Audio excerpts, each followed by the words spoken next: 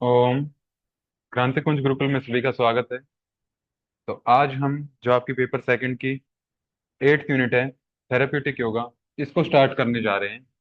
तो चलिए शुरू करते हैं।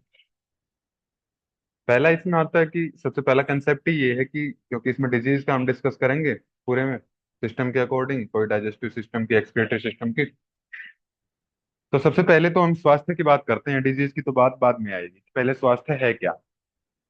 तो एक संगठन है, एक ऑर्गेनाइजेशन है, WHO। इसने स्वास्थ्य की परिभाषा बताई है। क्या बताया है इसने? कि health is a state of complete physical, mental और सोशल वेलबींग। यानी कि इसमें शारीरिक रूप से भी स्वस्थ होना चाहिए, मानसिक से भी स्वस्थ होना चाहिए, और सामाजिक रूप से भी कोई भी इंसान स्वस्थ होना चाहिए। उसको बोला है कि वो हेल्दी होगा। ठीक है। तो social wellbeing and not merely the absence of disease या फिर इन्फिर्मिटी। मतलब ऐसा ना हो कि केवल उसमें रोग नहीं है तो वो स्वस्थ हो जाएगा। नहीं, ऐसा नहीं है। उसको शारीरिक, मानसिक और सामाजिक तीनों रूप से वो स्वस्थ होना चाहिए, सक्षम होना चाहिए। तभी हम उसको स्वस्थ बोलेंगे, स्वास्थ्य बोलेंगे। तो ये जो WHO की डेफिनेशन बताई गई है। अब पहले तो WHO की स्थापना कब हुई है? तो ये हुई है 7 अप्रैल 1948, 1948 को। तो इसी के उपलक्ष्य में 7 अप्रैल को इसकी स्थापना हुई थी। तो विश्व स्वास्थ्य दिवस 7 अप्रैल को ही मनाया जाता है हर साल। और WHO की फुल फॉर्म क्या है? World health organisation. तो ये पॉइंट्स हैं इसमें, सारे याद रखना। और इसके बाद ये तो शारीरिक स्वास्थ्य का आप सभी को पता है कि अगर रोग ना हो तो वो शारीरिक रूप से हम फिर स्वस्थ हैं। मानसिक स्वास्थ्य क्या होता है? मानसिक स्वास्थ्य के बारे में WHO बोलता है कि mental health is a state of mental wellbeing, कि मानसिक रूप से स्वस्थ होना चाहिए वो। ठीक है। क्या होगा इसमें? That enable people to cope with the stresses of life, कि जो भी उनके लाइफ के स्ट्रेस हो, जीवन का जो भी उनका तनाव हो, उसको, उसका सामना कर सकें वो, उसको सहन कर सकें। अपनी जो एबिलिटी है उनको पहचान सकें, रियलाइज देयर एबिलिटीज, अच्छे से सीख सकें जो भी उनको सिखाया जाए, और अच्छे से जो भी वो काम करते हैं वो काम भी अच्छे से कर पाएं। यानी कि काम में भी प्रोडक्टिव हो, सीखने में भी हो। अगर स्टडी फेज में है तो सीखें अच्छा, अगर वर्किंग में है तो काम अच्छे से करें। And contribute to their community, और अपने समाज का और देश का क्या करें? उत्थान करें, उसकी प्रोग्रेस में कुछ ना कुछ कंट्रीब्यूट करें। तो mental health is fundamental to our collective and individual ability. ये हमारी क्या है? कि एक तो इंडिविजुअल एबिलिटी है, और दूसरा कलेक्टिव, कि जब हम समाज में बैठते हैं तो हमारी सामूहिक रूप से सोचने समझने की जो क्षमता होती है, उस पर भी ये जोर देता है। तो fundamental to our collective and individual ability as humans to think, सोचने की, इमोट, जो मतलब इमोशंस हैं उनको बाहर निकालने की, जो भी भावनाएं हैं उनको व्यक्त करने की, इंटरेक्ट विद ईच अदर, एक दूसरे के साथ बातचीत करने की, और जो भी आजीविका कमाने के लिए आवश्यक चीजें हैं वो करेगा, और अपने जीवन को क्या करेगा? एंजॉय करेगा। तो ये बताया है WHO ने मानसिक स्वास्थ्य के बारे में। अब मानसिक स्वास्थ्य दिवस कब मनाया जाता है? तो ये मनाया जाता है 10 अक्टूबर को। तो ये दो तीन पॉइंट्स हैं जो इसमें याद रखने हैं आपको। तो बात हो गई हेल्थ की। अब बात करते हैं डिजीज की, रोगों की। तो सबसे पहली चीज तो यही है कि जो डिजीज है वो दो शब्दों से मिलके बना है। डिस प्लस में ईज। ईज मतलब जो भी सुविधा है आपकी, या फिर जो भी कंफर्ट है, या फिर जो भी नॉर्मल, जो भी बॉडी नॉर्मल है सभी का, उसमें क्या आ जाए? डिसओरिएंटेड हो जाए वो, यानी कि डिस्टर्ब हो जाए, तो उसको बोलते हैं disease. A condition that deteriorates the normal functioning of, या तो सेल या टिश्यू या ऑर्गन, इनमें से किसी भी चीज को, इसकी फंक्शनिंग को क्या करे? वो डिस्टर्ब करे, तो उसको रोग बोलते हैं।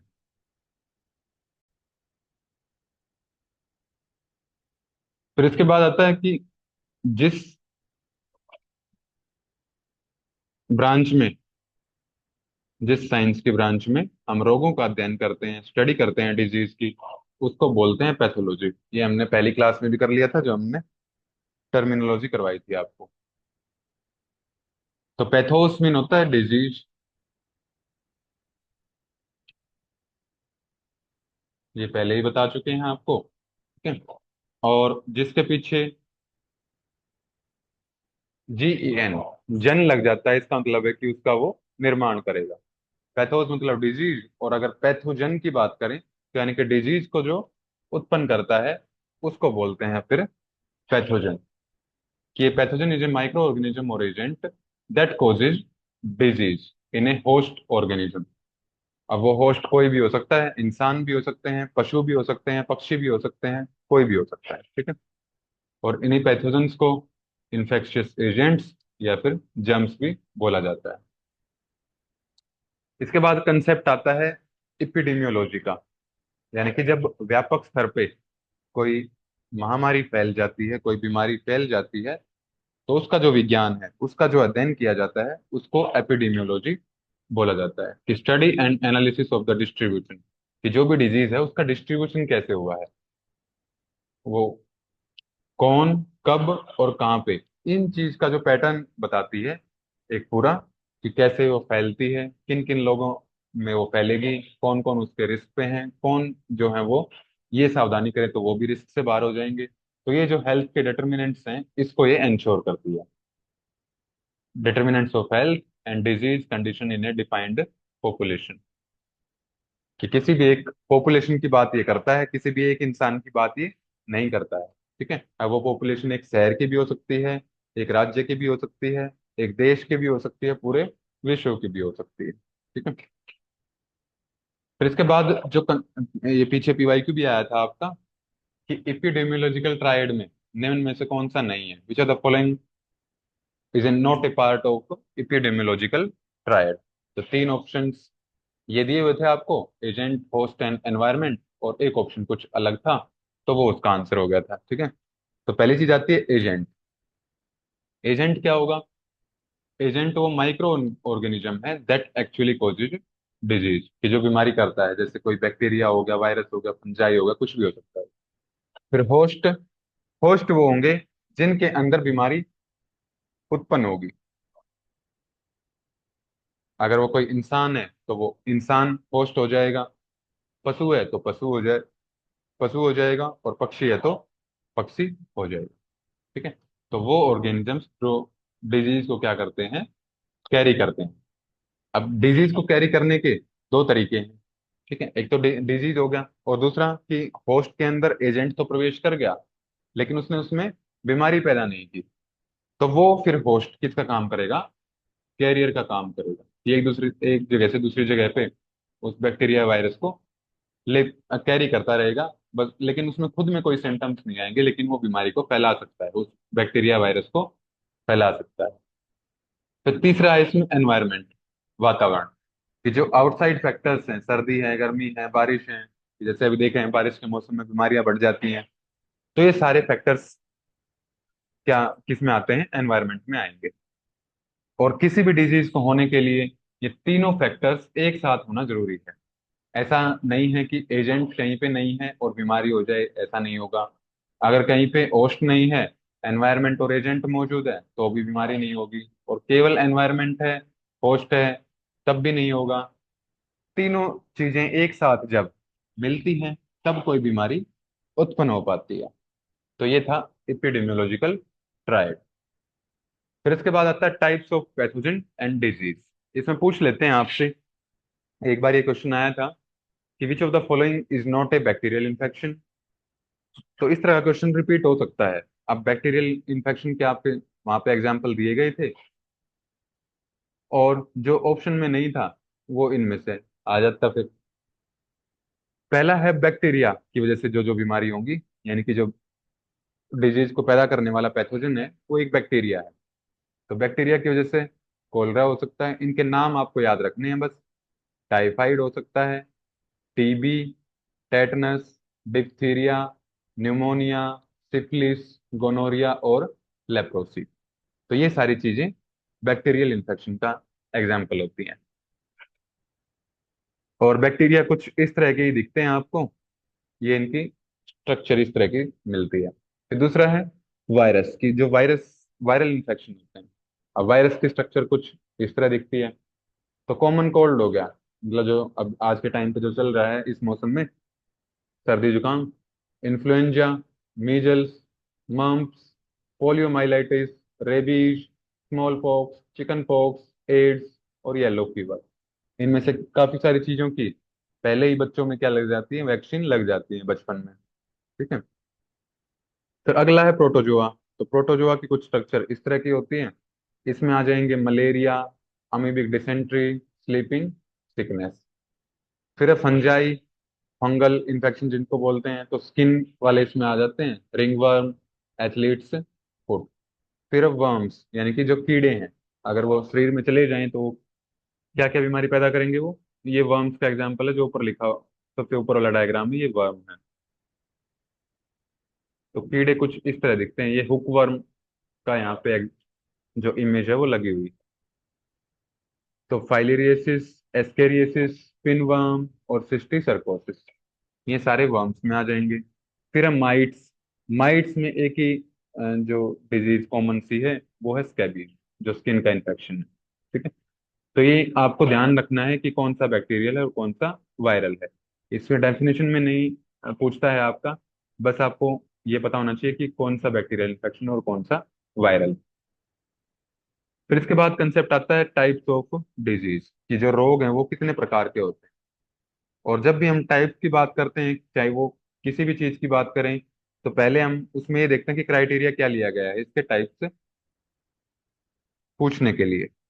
तो पहला क्राइटेरिया इसमें आता है ड्यूरेशन का, कि कोई भी रोग है वो कितने टाइम से शरीर में है। तो अकॉर्डिंग टू ड्यूरेशन, तो कोई भी रोग कितने काल तक, कितने समय तक शरीर के अंदर रहता है, तो ये इसमें आ जाएगा। तो इसमें दो टाइप होते हैं, एक होगा एक्यूट डिजीज और एक होंगी क्रोनिक डिजीज। एक्यूट वो होंगी जो एक बार होके और कुछ दिनों में ठीक हो जाती हैं, या तो अपने आप या फिर जो भी चिकित्सा का जो भी अवेलेबल सोर्स हो, तो उस चिकित्सा करने के बाद। और क्रोनिक डिजीज वो होती हैं कि जो लंबे टाइम तक चली रहती हैं, शरीर में बनी रहती हैं, चिरकाल तक जो शरीर में क्या रहेंगी, प्रेजेंट रहेंगी। कि जैसे देखा होगा कि आजकल ये शुगर और बीपी के, यानी कि डायबिटीज और हाइपरटेंशन के जो पेशेंट हैं वो ज्यादा बढ़ रहे हैं। और उनको बोला जाता है स्पेशली एलोपैथी में कि आपको पूरी उम्र ही इसकी दवाई खानी पड़ेगी। अगर आपको शुगर हो गई है, डायबिटीज हो गई है, तो लाइफ लॉन्ग आपको ये मेडिसिन खानी पड़ेगी। और ऐसे ही हाइपरटेंशन का है, बीपी बढ़ जाता है जिसमें, उसमें भी बोलते हैं कि आपको लाइफ लॉन्ग ये मेडिसिन लेनी पड़ेगी। तो वो आ जाएंगी क्रोनिक डिजीज। फिर इसके बाद आता है कारण के अकॉर्डिंग, कि उसका कारण क्या है, अकॉर्डिंग टू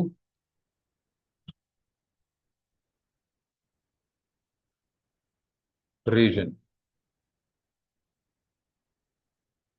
तो एक तो कारण हो गया इसका कि माता पिता से मिली है बच्चे को, मतलब जैसे ही जन्म हुआ उसका वो बीमारी साथ में लेके आया, तो उसको बोलते हैं हेरिडिटरी डिजीज। और हिंदी में जिनको बोलते हैं आनुवांशिक रोग।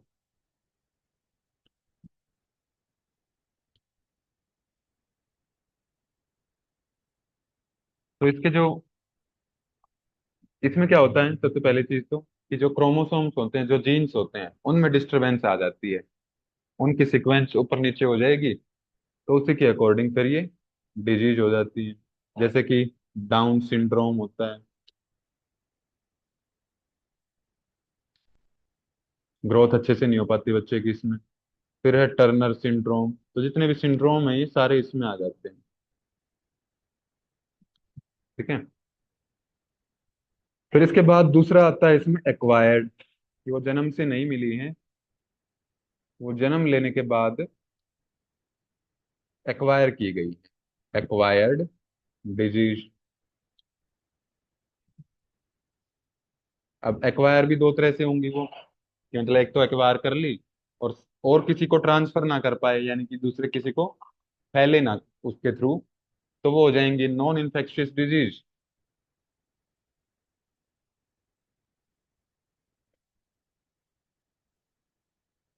यानी कि गैर संक्रामक रोग।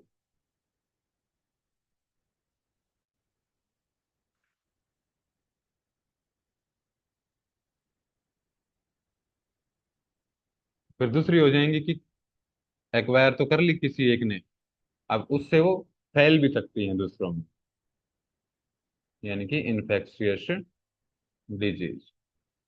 कि जैसे आजकल है सर्दी खांसी जुकाम चला हुआ है बारिश के मौसम में, तो एक घर में एक को हो जाए तो फिर लाइन लग जाती है, उसका ठीक होगा फिर किसी और को हो जाएगा, उसका ठीक होगा फिर अगले को हो जाएगा, यानी कि ये इन्फेक्शियस डिजीज में आते हैं। इसके एग्जाम्पल्स क्या क्या हो जाएंगे? तो जो इन्फेक्शियस डिजीज है उसमें मैंने बता ही दिया आपको, कि पहला है कॉमन कोल्ड, कि जो नॉर्मल सर्दी जुकाम है, ये आ जाएगा इसमें। ठीक है। और नॉन इन्फेक्शियस में क्या आएगा, कि अगर किसी के घर में हाइपरटेंशन या डायबिटीज का मरीज हो, तो ऐसा नहीं है कि कुछ टाइम के बाद पूरा परिवार ही डायबिटिक हो जाएगा, पूरा परिवार ही हाइपरटेंसिव हो जाएगा, ऐसा नहीं होता है। तो जो ये डायबिटीज है, हाइपरटेंशन है, ये किसके एग्जाम्पल हैं? नॉन इन्फेक्शियस डिजीज के। तो ये हो गए हैं आपके टाइप्स ऑफ डिजीज। ये कंसेप्ट मैंने बता ही दिया है वैसे आपको, कि इन्फेक्शियस डिजीज कौन सी होंगी? Disease that spread from one person to another, कि जो एक व्यक्ति से दूसरे व्यक्ति तक ट्रांसफर हो जाती है, फैल जाती है। और नॉन इन्फेक्शियस कौन सी होगी? That do not spread from one person to another. और इसके एग्जांपल्स भी हमने देख लिए हैं पीछे। इसके बाद एक बहुत ही अच्छा कंसेप्ट आता है वाटर रिलेटेड डिजीज। अब इसमें चार कंसेप्ट आते हैं। एक होगा वाटर बोर्न डिजीज,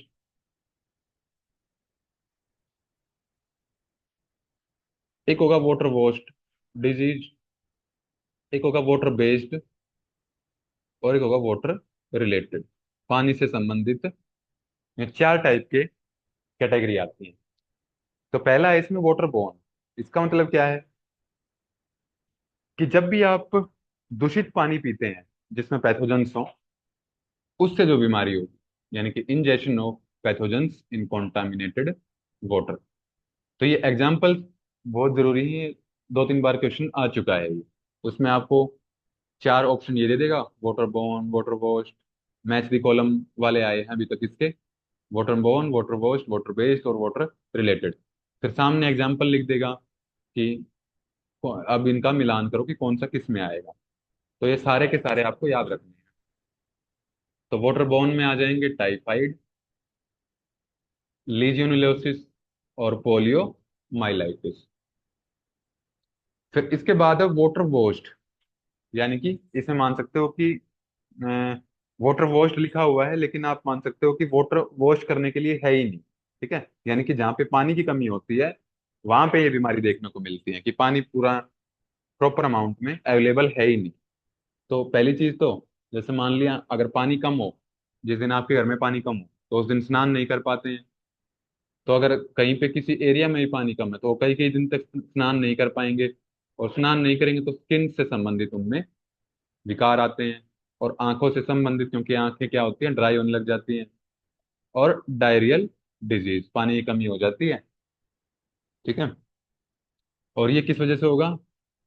या तो पुअर हाइजीन, कि पानी तो अवेलेबल था लेकिन उसने यूज नहीं किया, या फिर lack of access to safe water.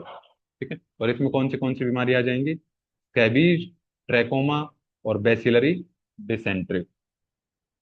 तो ये नाम इसमें ध्यान रखने हैं आपको। जो स्कैबीज एक स्किन का इंफेक्शन है, ट्रैकोमा ये आंख की बीमारी है, बैसिलरी डिसेंट्री ये जो नॉर्मल पेचिस, दस्त लगते हैं, मोशन लगते हैं, लूज मोशन, वो है। फिर इसके बाद आता है अगला वाटर बेस्ड। इसमें क्या होगा, कि जो इन्फेक्शियस एजेंट होगा जिसने वो इन्फेक्शन करना होगा, तो वो क्या करेगा, आधा जो मतलब मल्टीप्लिकेशन का काम करेगा, तो वो करेगा पानी के अंदर।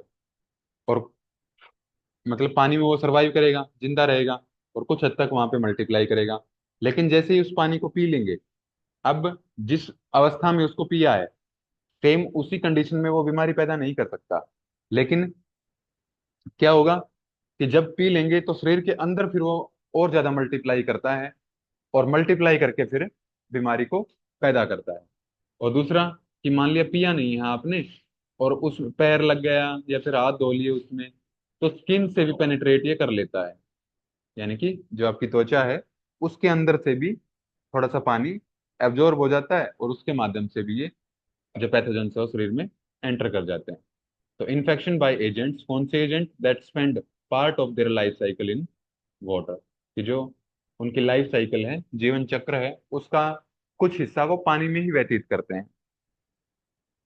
जिसका एक बहुत अच्छा एग्जाम्पल है सिस्टोसोमियासिस। फिर लास्ट आता है इसमें वाटर रिलेटेड वेक्टर्स या फिर वाटर रिलेटेड डिजीज। इसमें क्या होगा, जहाँ पे भी पानी इकट्ठा होगा, कि जैसे जो बारिश का मौसम है, जो अगर घर के आसपास कोई गड्ढा हो, तो वहां पे पानी इकट्ठा हो जाता है। अगर उसके आसपास कोई मच्छर काट ले, या फिर उसके आसपास अगर वो पैथोजेंस ग्रो हो रहा है उस पानी के सोर्स के पास, तो ये आ जाएंगे वाटर रिलेटेड में। तो या तो बाइटिंग हो जाए पानी के नजदीक में, या फिर वो ब्रीड करें पानी में, तो ये दोनों ही कैटेगरी इसमें आएंगी। तो spread by vectors that breed और बाइट नियर वाटर, इसमें इसका जो सबसे कॉमन एग्जांपल है वो है मलेरिया। तो मलेरिया और टाइफाइड ये दो अलग अलग कैटेगरी के आते हैं, दोनों पानी की वजह से ही होंगे। लेकिन एक होगा, टाइफाइड होगा वाटर बोर्न डिजीज, और मलेरिया होगा वाटर रिलेटेड। तो ये तो कई बार पूछा जा चुका है कि मलेरिया किस में आता है और टाइफाइड किस में आए। तो ये था आपका थेरेपेटिक योगा का पहला लेक्चर। अगर किसी को कोई डाउट हो तो वो कमेंट करके पूछ सकते हैं। तभी के आज के लिए इतना ही रखते हैं। मिलते हैं अगली वीडियो में। सभी को